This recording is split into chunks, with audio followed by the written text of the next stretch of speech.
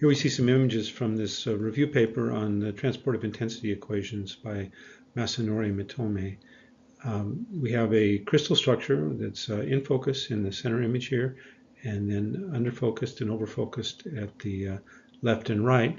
And the interesting thing here, of course, is that we're used to, as we defocus an image, that we should just see blur. But here, the in-focus image actually has less high-frequency features than the under-focused and over-focused image. Here in this center region, all of a sudden, this high-frequency modulation has appeared in under-focused, and this whole wave structure we see here in the over-focused image is not present in the in-focus image.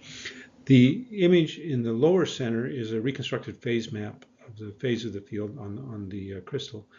The feature that we see, or the structures that we see, have to do with the fact that with the coherent field, the bandwidth of the focal spot can be maintained even in defocused images, and we'll see all kinds of interferometric effects, as we'll discuss in today's episode.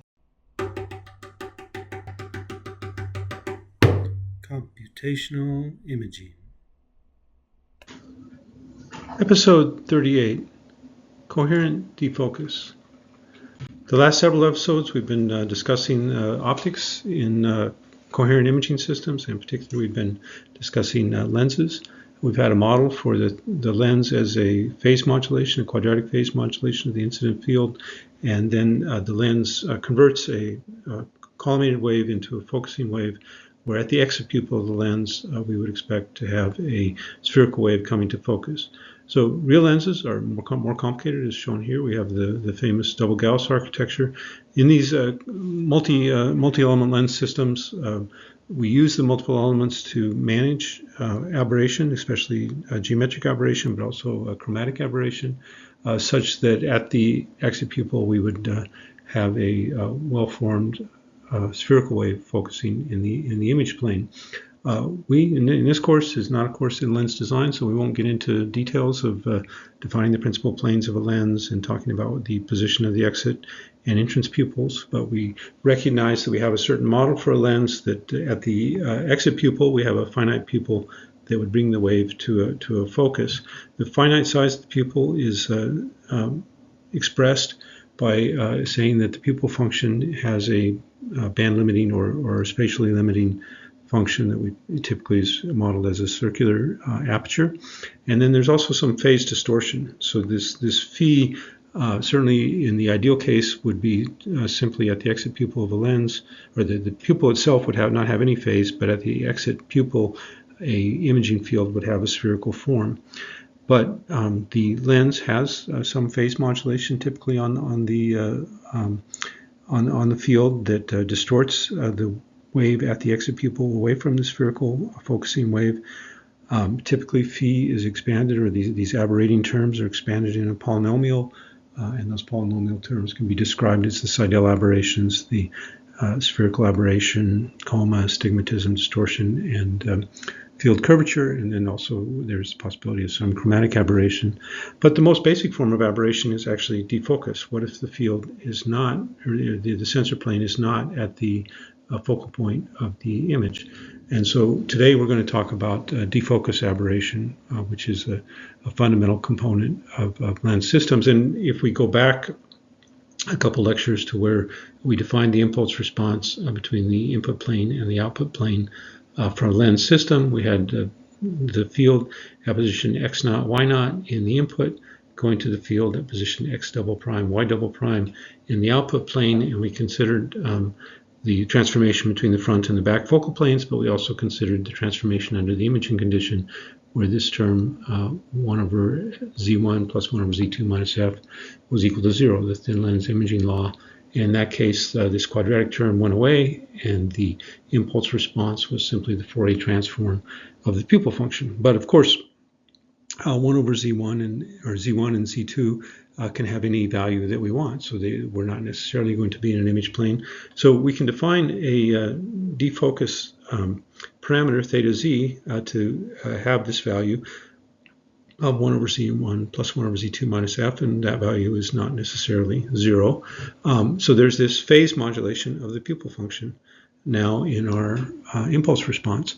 And so we can absorb that as part of the pupil function and just say that the pupil function now is we have a defocus impulse response that we can look at any plane and evaluate what the impulse response is under the condition of this defocus.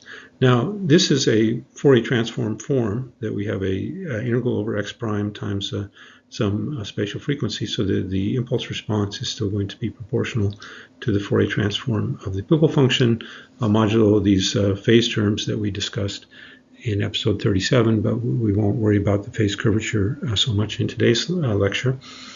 So we see that this is a Fourier transform form with spatial frequency x prime over lambda f, and so we can write this same integral in terms of a Fourier transform of the pupil function with spatial frequency u, evaluated over all u, and with this theta z times lambda f squared. And then in this Fourier transform kernel, integrating over the pupil function.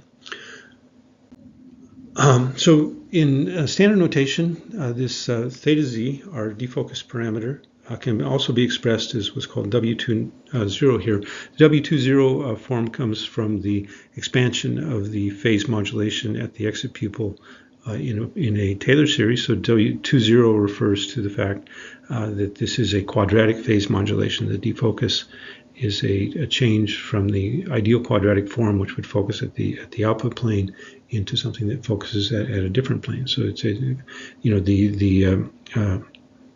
most of the other Seidel aberrations are cubic terms in the Taylor series expansion, but the defocus is a quadratic term modulating the pupil function.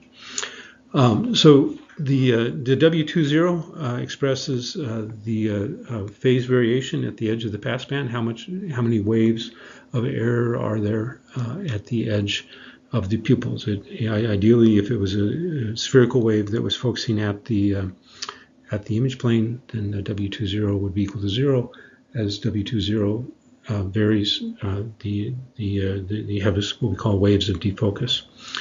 W20 is related to this defocus parameter as the aperture squared over 2 multiplied by the defocus parameter. Now, if we look at the defocus and say that we're just a little bit out of defocus, delta Z1 would be the variation in the object distance away from the perfect focus. Theta Z is related to delta Z1 as delta Z1 over the object distance squared.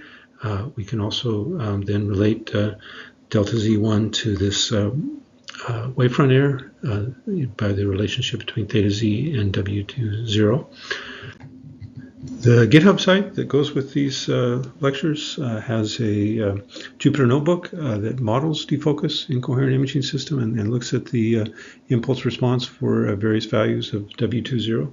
Here's a link to that notebook, and here's some simulations from that notebook where we set W20 equal to 0 at the upper left, showing the coherent impulse response. Now, here what we're showing is the amplitude of the impulse response plus its real and imaginary parts. So the solid line is the magnitude of the impulse response, and the dashed lines with dark and light dashing are the real and imaginary components of the impulse response. And what you see, of course, is that as we go to more and more defocus in the measurement plane, the impulse response broadens, but the feature size of the impulse response stays about the same, so that there's a certain spatial bandwidth in the field. And so if you look at the oscillations of the real and imaginary parts within the envelope of the amplitude, the feature size stays the same, which is what we saw in the introductory image for this episode, was that you see phase modulations that are still at the scale of the focal spot, even as we defocus, if we look at the phase of the field. We can talk about depth of focus and depth of field for these systems. The depth of focus, of course, is the acceptable range over which The image distance could vary, and we would still call the field to be in focus. And the depth of field is the range over which the object distance could vary. We would still think of the system as in focus. What you see from the simulations is that typically you can allow something on the order of W20 to be one wave of wavefront error. So if we say that W20 is allowed to vary on the scale of like lambda, then the depth of focus is about 2 times the F number squared. In terms of the range over which we would say that the defocus is not majorly affected the image field, and then the scaling between range in object space and range in image space goes as m squared, the magnification squared.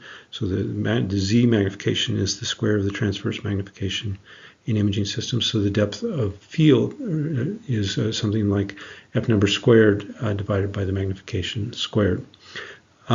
In coherent imaging systems, of course, we can think about the range over which we think of the image field as being in focus, but we're gaining information from the field as it defocuses because we actually see these kind of phase modulations.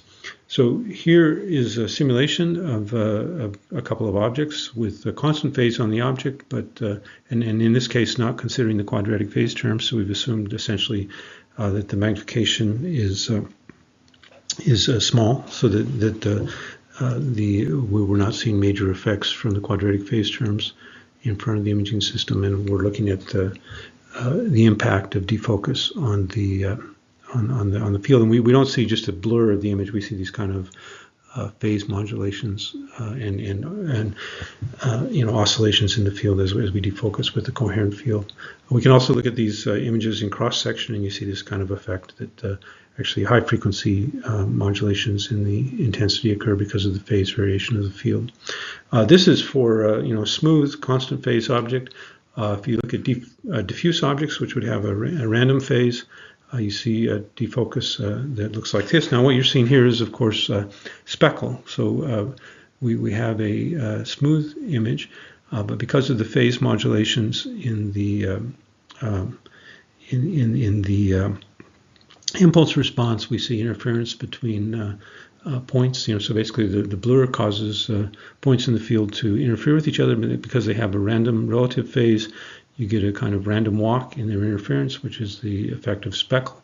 And what you see in the details on the lower images is that the speckle size is something proportional to the size of the impulse response. So as we blur, speckles get larger and images become blurrier, which you definitely see here that if you look at the upper images, as we've increased the defocus, the diffuse objects become more and more blurry.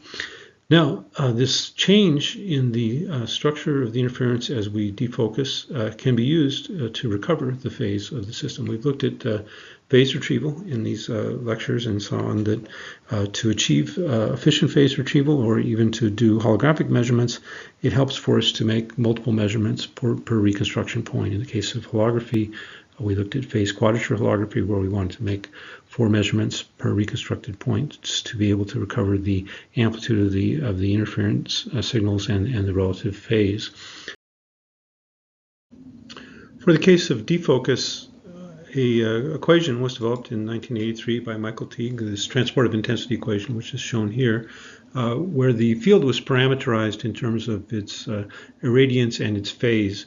And Teague derived this form that showed that if the intensity or the irradiance of the field is known, you get a linear differential equation in the phase. And so this is a deterministic method that one can use to recover the phase from a sequence of defocus images, which would create a model of this I of x, y, and z. Here we have a reference to a transportive intensity equation tutorial, which is a very thorough and detailed analysis of the history of phase retrieval and the context of the transportive intensity equation. The authors of this review have produced this very helpful diagram of different phase imaging techniques. And so again, the thing that we're looking for with the coherent field is methods to recover the phase of the field from a set of amplitude measurements. And so one clear method has been holography. But then you have snapshot systems like Shack-Hartman and pyramid sensors that measure sort of derivatives of the field or its Fourier transform. And then we have these iterative methods for phase retrieval based on error reduction.